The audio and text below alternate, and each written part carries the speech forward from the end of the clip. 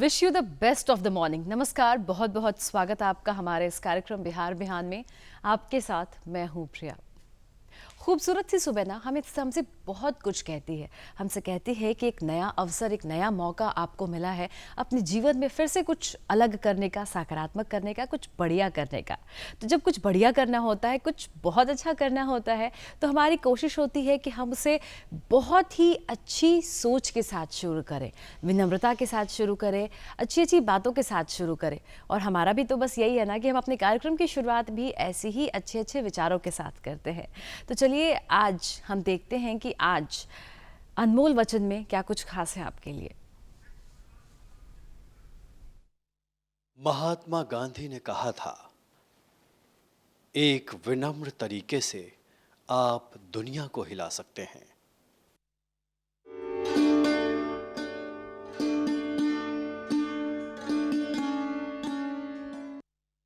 आज के हमारे खास मेहमान का आज हमारे साथ स्टूडियो में मौजूद हैं डॉक्टर सुहास वसंत आराध्य जी। आपका बहुत बहुत स्वागत है डॉक्टर साहब हमारे कार्यक्रम में। नमस्कार, प्रणाम। बिहार की धरती हम सब जानते हैं कितनी गौरवान्वित करती आई है सबको। और जब भी हम बिहार का नाम लेते हैं तो बहुत सारी चीज़ें हमारे जहन में आती हैं। जब आप पहली बार बिहार आए, क्योंकि बातचीत का सिलसिला हम वहाँ से शुरू करेंगे, काम के सिलसिले में आपका आना हुआ, लेकिन एक व्यक्तिगत संबंध भी स्थापित हो जाता है जब आप किसी इलाके में, किसी राज्य में जाते हैं। जब पहली बार बिहार आना हुआ या आपको खबर मिली कि अब आपको बिहार जाना है, क्या विचार आए मन में उस वक्त? सर्वप्रथम बिहार के बारे में मेरे मन में एक बड़ा आदर है। जैसे ही विश्वकर्मा पूजा चल रही थी, जस्ट एक साल पहले की बात है, हमको कॉल आ गया कि पारस की तरफ से रीजनल डायरेक्टर की पोजीशन है और पटना में स्थित रहना है।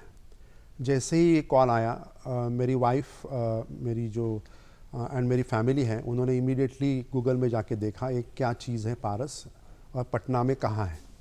देखने के बाद सारी पॉजिटिव नेगेटिव चीज़ें दिखाई दी, पर वाइफ ने बोला कि यहाँ हमको जाना ही है, क्योंकि यहाँ पे जो हमारा एक्सपीरियंस है वो लागू करने के लिए एक अच्छा मौका मिलेगा एंड सोसाइटी के लिए जो काम करने में जो आनंद होता है वो मिल जाएगा। तो जैसे ही छठ पूजा हो गई एक साल पहले की, exactly on the next day मेरा यहाँ आना हो गया। जैसे ही हम आ गए तो आमतौर पे छठ में पूरी बिहार एकदम साफ़ सुथरी हो जाती है। सब लोग काम करके पूरा माहौल अच्छा बनाते हैं। जैसे ही छठ कंप्लीट हुआ, हमारा यहाँ पदार्पण हुआ। ये था 14 नवंबर लास्ट ईयर। हम उतरे एयरपोर्ट पे, एकदम साफ़ सुथरा गए हमारे गेस्ट हाउस में। पूरी फैमिली खुश थी कि इतना अच्छा माहौल है, इतनी पॉजिटिविटी है, और वहाँ से काम की शुरुआत हो गई। तो ये रहा हमारा फर्स्ट एक्सपीरियंस। अभी 2-3 दिन में और कुछ दिनों में ही छठ पूजा आ जाएगी 29 को, तो एक साल हम कंप्लीट करेंगे। आनंददायी ये रहना हो गया अभी तक का। आनंददायी रहना हो गया यहाँ पे, जाहिर सी बात है। और जब छठ की बात आती है, जब कोई भी फेस्टिवल्स की बात आती है, बिहार को या पूरे भारत में फेस्टिवल्स की एक अलग धूम होती है, जहाँ सब एक साथ, जहाँ पे कोई भेदभाव नहीं, कोई डिफरेंसेस नहीं होते, सब साथ में मनाते हैं। हेल्थ केयर सिस्टम एक ऐसा सिस्टम है जहाँ सब को ज़रूरत पड़ती है उस चीज़ की। और आप एक ऐसे अस्पताल में हैं जहाँ कहा जाता है कि जब परेशानी बढ़ जाती है, ऐसी कोई इमरजेंसी आती है, तो हमारे जहन में सिर्फ एक नाम उस वक्त कौंधता है, क्योंकि लोगों के बीच में ऐसा है कि वहाँ डॉक्टर्स मिलते हैं। ऐसे तो सारे अस्पताल में डॉक्टर्स हैं और सबका कहना है कि डॉक्टर्स भगवान का रूप होते हैं। हेल्थ केयर सिस्टम का मैनेजमेंट कितना ज़्यादा ज़रूरी है? क्या सिर्फ डॉक्टर होने से ही इलाज हो जाता है या कोई मैनेज करने वाला भी चाहिए इसको? 4 चीज़ें इम्पॉर्टेंट होती है हेल्थ केयर में। मैं उसको बोलता हूँ चौमुखी विकास जो होता है वो। आपकी पूरी इंफ्रास्ट्रक्चर और यंत्रणा वहाँ कार्यरत होनी चाहिए। उसमें सारे इक्विपमेंट्स होती है, सारा इंफ्रास्ट्रक्चर होता है, बिल्डिंग होती है, आईसीयू, बेड्स, सारी चीज़ें उपलब्ध होनी चाहिए। वो तो आमतौर पे कोई भी ला सकता है आजकल के ज़माने में। एक 100 करोड़ की इन्वेस्टमेंट छोटे से ग्रुप को भी पॉसिबल हो जाती है। तो रही है इन्वेस्टमेंट की बात, आपकी वास्तु तैयार हो गई। दूसरी बात होती है कि सेकंड पिलर जो होता है ये विकास का, और डॉक्टर्स एंड स्टाफ की उपलब्धि। तो पटना जैसे सिटी में या रांची जैसे सिटी में या दरभंगा या कोई सिटीज़ में ये डॉक्टर्स की उपलब्धि हो जाती है। करीब करीब 50 से 60 डॉक्टर्स लगते हैं, 25 की स्पेशलिटीज़ होती है। हर स्पेशलिटी में कम से कम 2 या 3 डॉक्टर्स आपको चाहिए। उसकी उपलब्धि आपने कर ली और आईसीयू प्रॉपरली आपने सपोर्ट कर लिया तो दूसरा पिलर स्ट्रांग हो गया। और तीसरा पिलर जो होता है कि सारे लोगों को आपकी फैसिलिटी कैसे उसकी उपलब्धि हो जाए, इसके लिए मनी जो सप्लाई होता है इम्पॉर्टेंट है। तो सारी गवर्नमेंट की स्कीम ECHS, CGHS, आयुष्मान, स्वास्थ्य साथी, राजीव गांधी योजना, और सारे योजनाएं उपलब्ध होनी चाहिए अस्पताल में। तो कोई भी इंसान कोई भी हालत में आए तो उसको फ़ायदा हो जाए। हमारे बिहार में और एक अच्छी चीज़ है, चीफ मिनिस्टर रिलीफ फंड। मेरे पास कुछ भी नहीं है, खाली एक कागज़ और पन्ना है और मेरा नाम मालूम है और मेरा आधार कार्ड है। उतना देने से अपनी बिहार गवर्नमेंट 5 लाख तक सपोर्ट दे देती है। तो 3 या 4 दिन में उसकी प्रोसेसिंग होकर आपकी ट्रीटमेंट शुरू हो सकती है। तो ये रही तीसरी पिलर, उपलब्धि, money and support. And fourth pillar very important है कि प्रिवेंशन के लिए आम इंसान को, आम आदमी को जागरूक करने के लिए सारी योजनाएं, मलेरिया के अगेंस्ट, डेंगू के अगेंस्ट, एनीमिया के अगेंस्ट, वो जो सारी योजनाएं होती हैं, तंबाकू नहीं खाना, प्रिवेंशन करना, चेकअप करना, आशा वर्कर्स के पास जाओ, ये फोर्थ पिलर उपलब्धि इम्पॉर्टेंट है। ये 4 पिलर के बारे में मैं ऑलवेज मेरे सारे संभाषण में जिक्र करता हूँ एंड इंसिस्ट करता हूँ कि ये होनी चाहिए। बिल्कुल, जब पिलर स्ट्रांग होते हैं तो उसके ऊपर की इमारत भी बहुत मजबूत होती है और लोगों का विश्वास उसमें जो है वो बहुत बना रहता है। लेकिन अमूमन हमें देखने को मिलता है कि मेडिकल इमरजेंसी जब आती है तो उसमें मिस हैपनिंग्स भी होती हैं। इसे हम अपने आप को साइड नहीं कर सकते, दरकिनार अलग नहीं कर सकते हैं। कई बार ऐसा होता है कि हम अस्पताल में मरीज़ों को लेकर के लेट पहुंचते हैं, या कई बार ऐसा होता है कि डॉक्टर्स की साइड से नेग्लिजेंस हो जाता है, या कुछ ऐसी परिस्थितियां होती हैं कि जिसे हम कुछ भी करके हम उसे बदल नहीं सकते हैं। ऐसे कंडीशन में सकारात्मक खबरें भी आती हैं, नकारात्मक खबरें भी आती हैं, और हमने देखा है कि पूरे भारत में ऐसे कई सारे अस्पताल हैं, लगभग सब में कुछ ना कुछ ऐसा होता है तो लोगों का विरोध प्रदर्शन भी होता है। उस कंडीशन में हॉस्पिटल मैनेजमेंट की क्या भूमिका होती है, किस तरीके से आप चीज़ों को मैनेज करते हैं, क्योंकि वो बहुत ज़रूरी हो जाता है। मैं यहाँ 2 एग्जाम्पल्स देना चाहूँगा, उदाहरण। अभी कुछ ही दिन पहले, जस्ट 4 दिन पहले, जहाँ मैं रहता हूँ वही बिल्डिंग में 4th फ्लोर पे एक फैमिली है। उनकी तरफ से उनकी बहू हमारे दरवाजे पे आ गए 8 बजे, बेल बजाई, बताया कि मुजफ्फरपुर से हमारे चाचा जी कुछ पेट में खराबी है करके 3-4 दिन इलाज हुआ है, आपके पारस में आना चाह रहे हैं। मैंने बोला तुरंत भेज दीजिए, इमरजेंसी में जाइए, वहाँ डॉक्टर शिव करके है, वो आपको देख लेंगे उनके पेशेंट्स को। जैसे ही वो पहुँच गए, मैं ये उदाहरण क्यों दे रहा हूँ कि ये 5 दिन के बाद हमारे पास पहुँचे, करीब करीब 60-65 की एज, सीनियर सिटीजन ही कह सकते हैं। वो पेशेंट पहुँच गया, पहुँचने के बाद उसकी सोनोग्राफी वगैरह जो कुछ हुई, उससे पता लग गया कि पेट में परफोरेशन 5 दिन पहले हुआ है और उसके कारण अंदर पेट में खराबी आ गई है, उसको गैंग्रीन बोलते हैं हम लोग। तो बचने की उम्मीद एकदम ही कम होती है, ओल्ड एज है। तो जैसे ही हमने तुरंत सोनोग्राफी करने के बाद पेशेंट के रिलेटिव्स को बताया और ट्रीटमेंट शुरू कर ली। बताया कि ऑपरेशंस करेंगे तो ही वो बच सकते हैं, अदरवाइज जाने की गुंजाइश बहुत है। तो सामने वाली जो पूरी उनकी फैमिली थी उनको समझाया गया, उन्होंने वो एक्सेप्ट भी किया। उनको एक विश्वास था कि डॉक्टर सुहास पारस अभी देख रहे हैं तो कुछ परिवर्तन होगा, हम विश्वास से जा सकते हैं। पारस नाम तो विश्वास ही है, बट मेरे कारण और भी कुछ अच्छा हो सकता है, ऐसा उनको लगा। आ गए, ट्रीटमेंट शुरू हो गई। मुझे मालूम था कि ये बचने वाली चीज़ नहीं है, मैंने मेरी तरफ से कुछ बोला नहीं, डॉक्टर्स ने ही उनको एक्सप्लेन किया, 3 बार एक्सप्लेन किया। उसके बाद में उन्होंने बोला कि चलो हम चांस लेते हैं, बच जाएगा तो बच जाएगा। शाम को 6 बजे कंसेंट लेके सर्जरी हुई। सर्जरी होने के बाद पेशेंट ऑपरेशन से 12 के SICU में गया, बट नेक्स्ट डे मॉर्निंग उनको बताया गया कि वो खोलने के बाद पूरी गैंग्रीन फैल गई है, 2-4 अवयव निकालने पड़ेंगे, 2-4 अवयव स्टेपल करके बंद करने पड़ेंगे। बच गए तो बच गए। नेक्स्ट डे मॉर्निंग पेशेंट को बुलावा आ गया, वो नहीं रहा। तो सारी एक्सप्लेनेशन हुई थी, फैमिली बहुत स्ट्रांग थी, उनको समझ में आया कि पारस ने पूरी कोशिश की है, डॉक्टर्स ने पूरी कोशिश की है। ये उदाहरण सिंपल सा गया। अभी दूसरा उदाहरण देता हूँ कि हमारे ही बगल में एक समनपुरा करके एक जगह है, वहाँ से डॉक्टर्स की पेशेंट्स 2-3 आ गए डेंगू के। माताजी बच्चे 2, माताजी बच नहीं पाई, 2-3 घंटे में ही चली गई। दोनों बच्चे 14 और 12 साल के। आसपास कोई था नहीं, रात में आए थे, 12:45 का समय था और ये 30 तारीख की ये मुझे कॉल आ गया कि ऐसे ऐसे हो गया, माताजी गुजर गई है, दोनों बच्चे हैं। तो हमने एकदम परफेक्ट ख्याल रख के, बच्चों को न बताए हुए, रिलेशंस जो होते हैं ढूंढ के निकाल के उनको बताया, उनका उपचार किया। नेक्स्ट डे मॉर्निंग उन दोनों को रिलीज़ किया 1 दिन रह के, और वो फैमिली एकदम परफेक्टली चली गई। और तीसरा जो लास्ट एग्जांपल दे रहा हूँ, जस्ट 7 दिन पहले ही पेशेंट ऑन टेबल चला गया, पता लग गया, फैमिली को सारे कंसेंट्स लिए थे, उनको रहा नहीं गया, माताजी थी वो रहा नहीं गया, और एकदम फ्लेयर अप हो गया वातावरण। रिलेटिव्स शांत रह गए, बट बाकी लोगों ने हल्ला कर दिया। अभी ये सिचुएशन कंट्रोल करने के लिए बहुत सारे सिस्टम्स होती हैं, बट हमने एकदम सिंपल सिस्टम उपलब्ध कर ली। हमारे जो PRO हैं उनको बोला, आप जाइए सामने बात कर लीजिए, जो 2-4 चीज़ें कहते हैं वो सुन लीजिए, कुछ भी बात मत करिए, सुनना ज़रूरी होता है। तो सबकी सुनी, माहौल तभी भी गर्म था, आधा घंटा माहौल गर्म रहा। हमने किसी को भी नहीं बुलाया, हमने बोला कि हम लोग ही संभाल लेंगे, रिस्क था। मैंने बोला कि चिंता ना करिए, किसी को बुलाएं मत, खाली इमरजेंसी है करके सबको सतर्क कर दीजिए।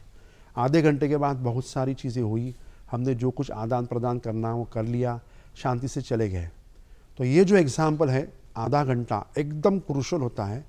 यहाँ थोड़ी भी मिस्टेक हमारी तरफ से हो गई, या कोई भी वो क्राउड में एक इंसान ऐसा एकदम दबंग निकला और उसने कुछ बोला कि 100 लोग एकदम टूट पड़ेंगे, तोड़ फोड़ हो जाएगी, नुकसान वास्तु का होगा, कॉन्फिडेंस कम हो जाएगा डॉक्टर्स का और स्टाफ का, उसका ख्याल रखना पड़ता है। बिल्कुल, आपने तो एक बात शांति सबूरी से काम करेंगे तो 90% चीज़ें कंट्रोल में आती है, 10% में सबको ही मालूम है क्या होता है। अलग अलग हॉस्पिटल्स को आपने मैनेज किया है, और जब आप बिहार आए हैं अभी 1 साल पहले, तो उन सब की कितनी ज़्यादा आपको मदद मिली, कितनी ज़्यादा सहायता मिली? क्योंकि हर स्टेट का अपना एक सिस्टम है काम करने का, वहाँ के हेल्थ केयर का अपना एक अलग इंफ्रास्ट्रक्चर है, लोगों की अपने बिलीव्स हैं, अपने सेटअप्स हैं। जब आप बिहार आए तो आपको वो एक्सपीरियंसेस कैसे काम आए? बिहार आने से पहले मेरा लोकेशन था कोलकाता, उससे पहले मेरा लोकेशन था केरला। वैसे 10 स्टेट्स में जाके आया हूँ, 20 सिटीज़ में रह चुका हूँ, अराउंड 40-50 अच्छे अस्पताल, इवन ट्रस्ट फ्रंट पे, गवर्नमेंट फ्रंट पे सारे हैंडल कर चुका हूँ। जब हमारी बिहार की बात आती है तो 1 साल मेरा यहाँ हो गया। 1 साल में पूरे बिहार में, झारखंड में मैं सब जगह जाके आया, गया, मोतिहारी, सिंगासनी, सुपौल, सब जगह जाके आया हूँ। अभी हमारे बिहार में पटना जैसे सिटी में ही सारी चीज़ें उपलब्ध है। बिल्कुल बिल्कुल। जैसे and to some extent Darbhanga या कपल ऑफ लोकेशंस पे थोड़े से अच्छे खासे अस्पताल है। बट जैसे ही आप अदर सिटीज़ में जाओगे, बिल्डिंग्स तो है, बट सारे डॉक्टर्स की रेंज उपलब्ध नहीं है, सारी स्पेशलिटीज़ इतनी उपलब्ध नहीं है। जैसे महाराष्ट्र में, नासिक में जाओगे, 14 लाख का पॉपुलेशन है, बट वहाँ पे सिटी का एंड बाकी 35 लाख का, वहाँ पे कम से कम 8 बड़े अस्पताल हैं। बट हमारे मोतिहारी में जाए, ईस्ट चंपारण, जहाँ से गांधी जी ने यात्रा शुरू कर ली थी, वहाँ पे 57 लाख का ईस्ट चंपारण है। वहाँ पे अभी भी मेडिकल कॉलेज, अभी भी अच्छे अस्पताल है नहीं, और डॉक्टर्स तो उपलब्ध है, पर उनको स्ट्रक्चर्ड जो इंफ्रास्ट्रक्चर चाहिए वो उपलब्ध है नहीं। अभी वो इमर्ज होके आ रहा है। तो हमारे बिहार में बहुत सारी चीज़ें अच्छी करनी है और स्कोप बहुत है। इसलिए 1 साल में मुझे लगा कि यहाँ ही हम स्थित हो जाए। मैं पूरे फैमिली के साथ आया हूँ, मेरी वाइफ, डॉटर, सासू माँ, सारे लोग हम यहाँ ही एशियाना नगर में रहते हैं। हम अभी बिहारी ही हो गए हैं, सारी चीज़ें हम आनंद मिल रहा है। तो यहाँ रह के बहुत काम कर सकते हैं। 30 साल का मेरा जो एक्सपीरियंस है यहाँ काम आ जाएगा। पूरा विश्वास है और सारे लोग साथ दे रहे हैं।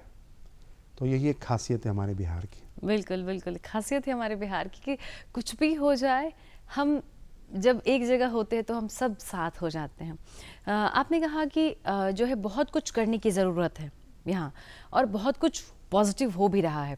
अगर हम सरकार की बात करें, चाहे वो भारत सरकार की भी ऐसी बहुत सारी योजनाएं चल रही हैं जो प्राइवेट हॉस्पिटल्स हैं मानना अनिवार्य है।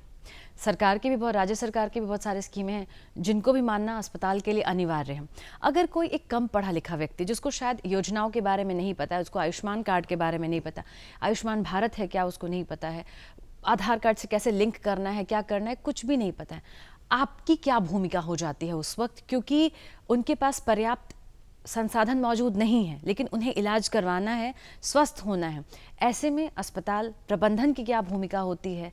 किस तरीके से आप उनकी सहायता करते हैं? कैसे है कि मैं सारे स्टेट्स देख के आया हूँ, बहुत सारे, जैसे कलकत्ता से आया हूँ तो वहाँ पे स्वास्थ्य साथी योजना है, इतना अवेयरनेस है कि कम से कम 10-12 करोड़ जो उनके लोग हैं, फैमिलीज़ है, वो सारे एनरोल्ड है। वैसे हमारे बिहार में इतनी वो अवेयरनेस है नहीं, लोगों को जानकारी है अवेयरनेस की। तो हमने क्या किया कि हमारे पारस अस्पताल में एक रेड कारपेट जैसा होता है, एक एरिया तैयार कर लिया। कोई भी इंसान आए तो उसके पास जो क्षमता होती है, उनके पास स्कीम है तो चेक करते हैं, CGHS, ECHS, अभी हम आयुष्मान भी लेना चाह रहे हैं। उसके बाद में किसी कुछ भी नहीं है उसके पास तो CMRF फंड, सारी योजनाएं हमको उनको बताते हैं और सारी तरह से हम उनको हेल्प करना चाहते हैं। तो हमारे पास आया हुआ कोई भी पेशेंट एकदम श्रीमंत हो या गरीब हो, सबको ट्रीटमेंट देने की ये परिवर्तन की योजना मैंने लगाई है 1 साल में पारस में। तो उसके कारण कम से कम महीने में 400 या 500 पेशेंट्स ये कैटेगरी के हमारे यहाँ ट्रीट किए जाते हैं एडवांस ट्रीटमेंट के लिए। तो अस्पताल की जिम्मेदारी होती है कि एक काउंसलिंग सेल खोला जाए, जो डिफ़िकल्ट फेज़ में आया हुआ पेशेंट होता है उनके रिलेशन को समझाया जाए, सारे स्कीम्स बताए जाए, किसमें फिट होता है उसमें उसकी उपलब्धि करके आगे ट्रीटमेंट दिया जाए। ये करना बहुत ज़रूरी है और हमारे बिहार में बहुत ही ज़रूरी है, बिकॉज अवेयरनेस इतनी ज़्यादा नहीं है। छोटा सा एग्जाम्पल, एक पेशेंट का हार्ट में ट्यूमर था, हमारे डॉक्टर ने उसका ट्यूमर निकाला, वो ट्यूमर के कारण कैंसर जैसा ट्यूमर हो सकता है, ब्रेन में उसको ब्रेन स्ट्रोक हो रहा था, 19 ईयर्स की लड़की ही है। तो उसके पिताजी ने क्या किया कि पूरा ज़मीन 1,80,000 के लिए वो बेच के 5 जगह दिखा के आया था, 5-10 जगह, बाद में हमारे पास आया। हमने निदान कर लिया, हमारे डॉक्टर साहब बोले कि जितना कम से कम दाम में हम कर लेंगे, उसका कैंसर का ट्यूमर जो अंदर था वो निकाला हार्ट का, and then she is fine. But उन्होंने क्या किया कि खुद की ज़मीन गिरवी रख दी। अभी हम उनको बताते थे कि ये स्कीम्स हैं, आयुष्मान है, उसमें एनरोल करो, तो उसकी ज़मीन बच सकती थी। तो अवेयरनेस करना अवेयरनेस की है, कमी जानकारी है। देनी है। बिल्कुल, सरकारी स्तर पे तो ये काम किया ही जा रहा है, अस्पताल से अलग अलग जो हॉस्पिटल्स हैं वो भी काम कर रहे हैं, लेकिन लोगों को भी इसमें साथ आना होगा, लोगों को भी ध्यान देना होगा कि आपके लिए सरकार इतनी सारी स्कीम चला रही है। एक और चीज़ है यहाँ पे कि जब अस्पताल आप चलाते हैं, सरकारी हो या प्राइवेट हो, वहाँ पे डिजिटली यानी तकनीकी तौर पर सुदृढ़ अस्पताल हों तो सही और सटीक और तुरंत इलाज हो पाता है।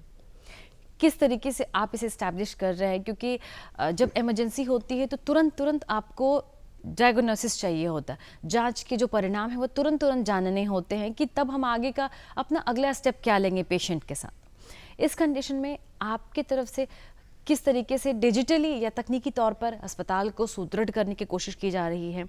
क्या कुछ नया और करने की इसमें तैयारी की जा रही है? 3 चीज़ें इंपॉर्टेंट है डिजिटल प्लेटफॉर्म के लिए।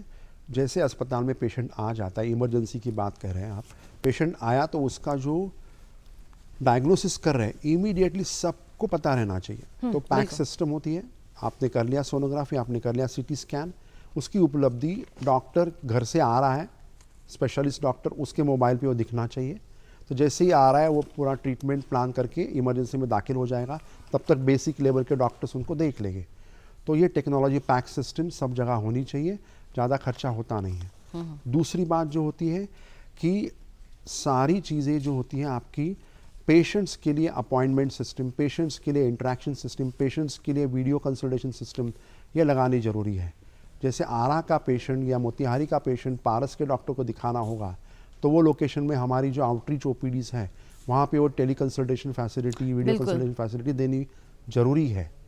तो ये दूसरी बात हो गई। और तीसरी बात, सारी चीज़ें प्रिवेंशन के लिए जितना आप वेबसाइट पे डालो या कुछ डिजिटल प्लेटफॉर्म पे आप प्रसार करो उसका, वो ज़रूरी है। लोग पढ़ते हैं आजकल, रात में 11 बजे से 1 बजे तक इतना सर्फिंग होता है कि उसमें आप आपकी जानकारी दे दो प्रिवेंशन के बारे में, तो कुछ लोग पढ़ लेंगे, उनको फ़ायदा हो जाए। बीमार पड़ते तो हमें डॉक्टर की ज़रूरत होती है, और हमारे घर में बड़े बुजुर्ग बच्चे सब हैं, तो हमारे जहन में कुछ डॉक्टर्स के नाम होते हैं, कांटेक्ट होते हैं कि कुछ भी हो जाएगा तो हम उन्हें कांटेक्ट करेंगे, उनसे बातचीत करेंगे। हम आपसे ये जानना चाहेंगे कि अगर हम बिहार की बात करें, जैसे आपने कहा कि कई जगह पे जागरूकता की कमी है, सरकार के द्वारा बहुत सारी स्कीमें चलाई जा रही हैं, मुख्यमंत्री जी की तरफ से बहुत सारी स्कीमें चलाई जा रही हैं। हम आपसे ये जानना चाहेंगे कि जो बच्चों का जन्म होता है या जब महिलाएं प्रेग्नेंट होती हैं, गर्भवती होती हैं, उस कंडीशन में बहुत सारी धारणाएं बनी हुई हैं जिसकी वजह से लोग डॉक्टर्स के पास नहीं जाते, सही इलाज नहीं करवाते, और नतीजा ये होता है कि जब जन्म का समय आता है, बच्चों के जन्म का समय, उस समय या तो बच्चे के साथ कुछ अनहोनी हो जाती है या माँ जो होती है उनके साथ कुछ अनहोनी हो जाती है। आपकी तरफ से क्या किया जा रहा है, और सरकार जो स्कीमें चलाई जा रही हैं, आप उनके साथ किस तरीके से उन महिलाओं की मदद कर रहे हैं जो शायद उस तरीके से संबल नहीं है? हमारे बिहार सरकार ने बहुत सारी अच्छी चीज़ें लागू कर ली है। कुछ ही दिनों पहले प्राइमरी हेल्थ केयर सेंटर्स की 30 बेड्स की क्षमता करनी है, ये ऐलान किया गया था। बहुत बड़ा स्टेप है ये। जैसे हम केरला से आए हैं, अदर स्टेट से आए हैं, वहाँ प्राइमरी हेल्थ सेंटर जैसे सक्षम है, वैसे ही सक्षमता से हमारे बिहार में हम करना चाह रहे हैं, ऐसे बिहार सरकार ने कहा है, और वो सारी इम्प्लीमेंट भी चीज़ें हो रही है। बहुत ही बढ़िया एक स्टेप है ये। दूसरी बात, हमारे बिहार स्टेट में आशा वर्कर की जो यंत्रणा है, मुझे देख के अच्छा लगा कि वो पूरी तरह से कार्यरत है। बिल्कुल। तो ये जो बर्थिंग और डिलीवरीज के समय जो चैलेंजेस होते हैं, वो आशा वर्कर बहुत अच्छी तरह से हैंडल कर सकती है। जैसे ही कोई समाज में वो डॉक्टर्स के पास इमीडिएटली लोग जाते नहीं हैं, तो आशा वर्कर्स के पास आप चले जाइए, उनको सारे अंदाजे होते हैं, immediately they will guide you. वो आपकी सोसाइटी के लोग होते हैं, आपको जानते हैं, आपकी पल्स नस नस तक जानते हैं।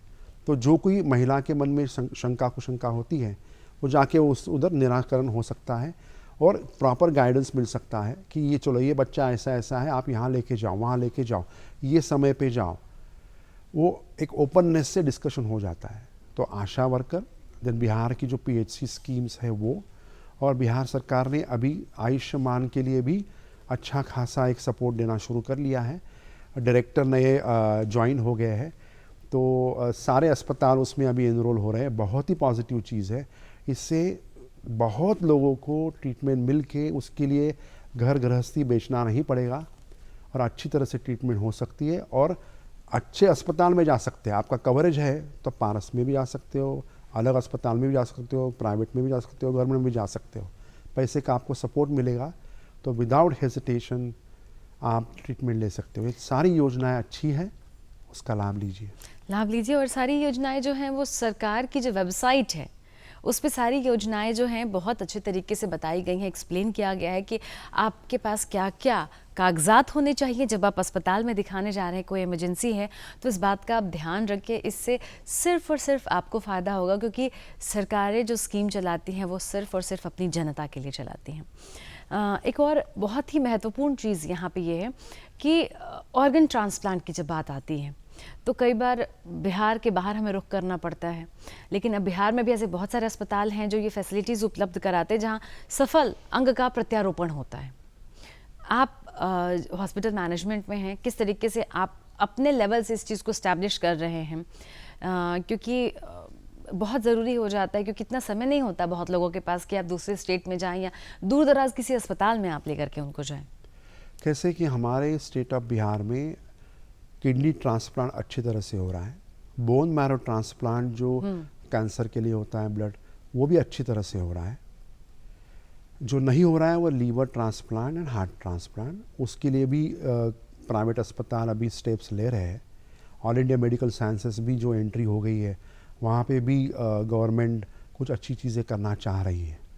तो अभी हमारे पटना में किसी को किडनी ट्रांसप्लांट करना हो, परफेक्ट सिस्टम उपलब्ध है। बिल्कुल। हमारे पास ही अभी 50 ट्रांसप्लांट 2 दिन के बाद हो रहा है, 50 ट्रांसप्लांट किडनी ट्रांसप्लांट, तो उसका फ़ायदा जनता को मिलता ही है।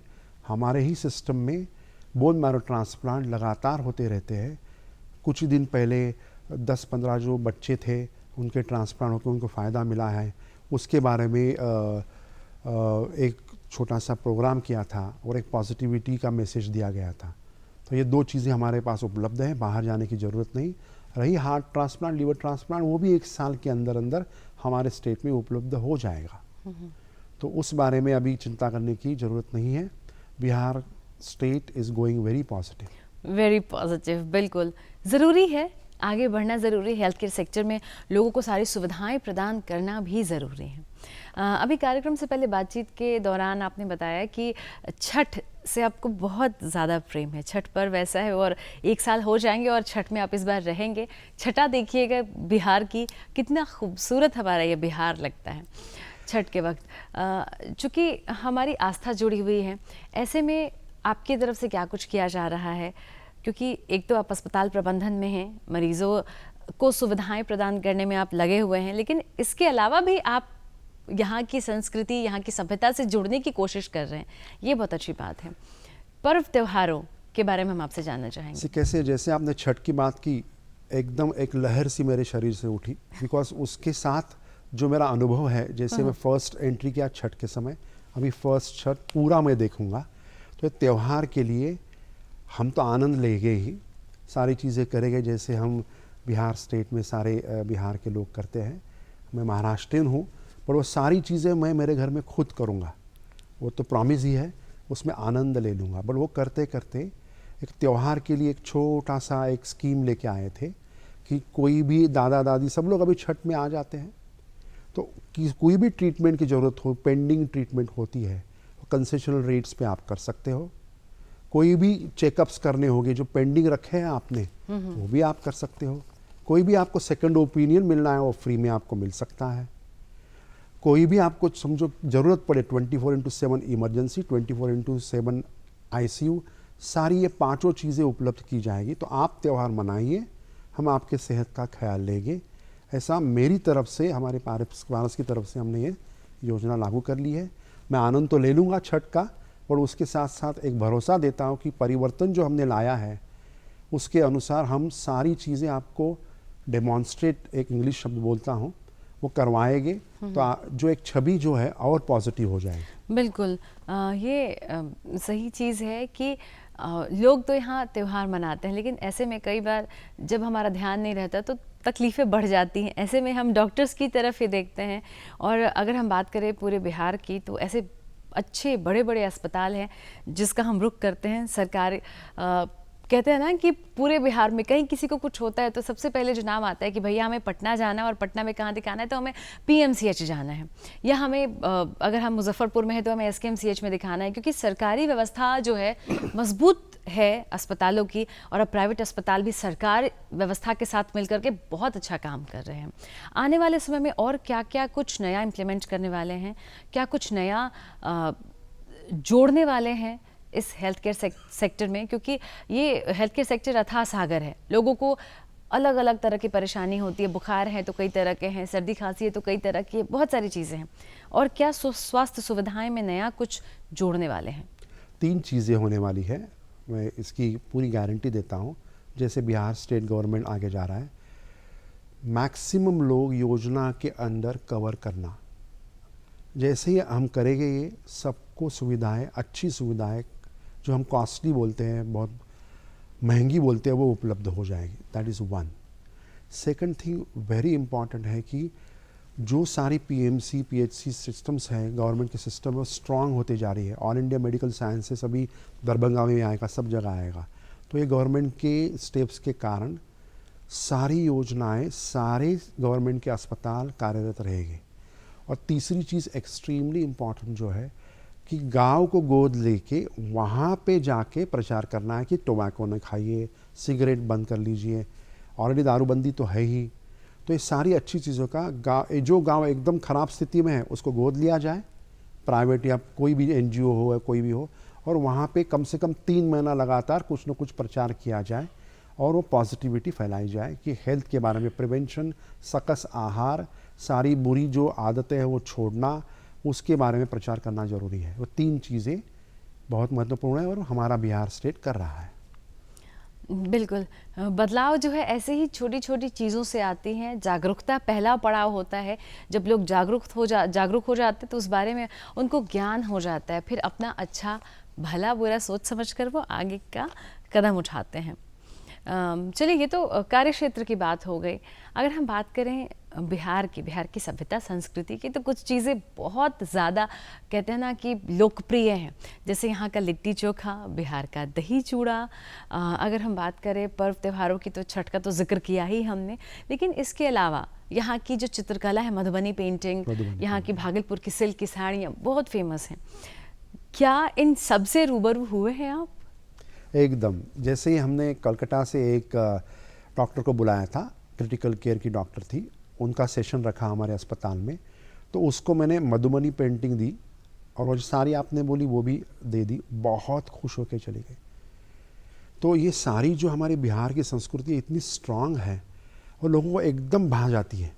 तो वो तो रविंद्रनाथ वाली मैडम थी, वो बहुत क्रिएटिव होते हैं बंगाल के लोग, बट यहाँ की मधुबनी पेंटिंग देखने के बाद वो भी भौचक के रह गए। सो पॉजिटिविटी है और मैं उसमें घुल मिल गया हूँ, मेरी फैमिली, और we are enjoying complete state of Bihar and Patna. बिल्कुल। कोई ऐसा शब्द, कोई ऐसा लाइन, जो कि आप महाराष्ट्र से हैं, हर इलाके का अपना एक लोकल लैंग्वेज होता है।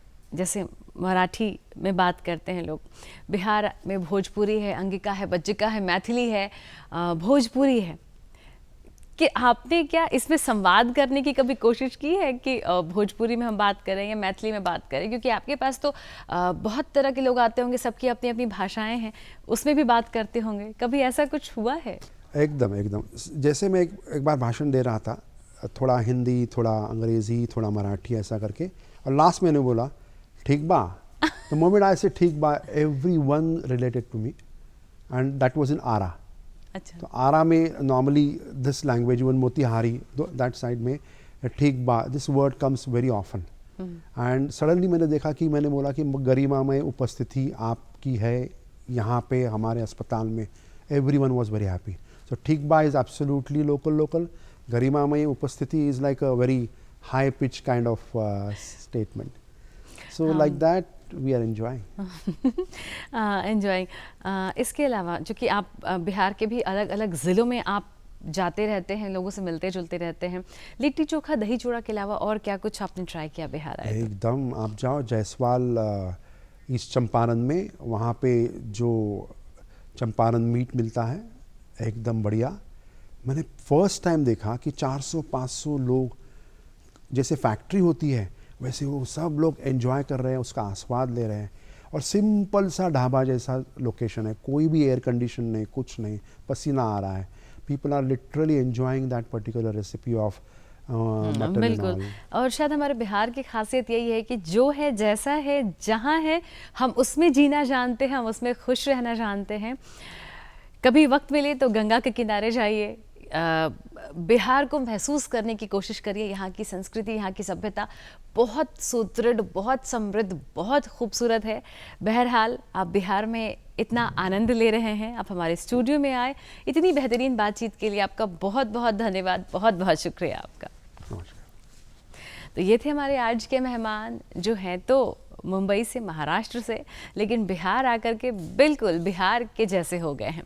और ये खासियत ही होती है हम बिहारियों की कि हम जहाँ जाते हैं हम वहीं के हो जाते हैं, वहीं की सभ्यता, वहीं की संस्कृति में रम जाते हैं। आपकी ख़तों का हमें बेसब्री से इंतज़ार रहता है, तो आप हमारा फटाफट से पता नोट कर लीजिए। हमारा पता है निदेशक डीडी बिहार, दूरदर्शन केंद्र पटना, फ्रेजर रोड पटना 8000001। हमारा ईमेल एड्रेस है director@ddkpatna@gmail.com।